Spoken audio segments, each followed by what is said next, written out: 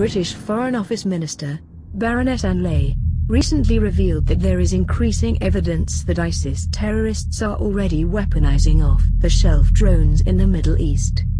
These drones, already widely used for surveillance, can be fitted with improvised explosive devices and even deadly mustard gas.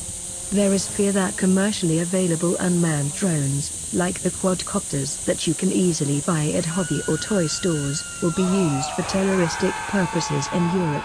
Toy drones have already been used nefariously in the United States and Canada, such as prison yard drug deliveries to inmates and even a handgun delivery at a Quebec prison.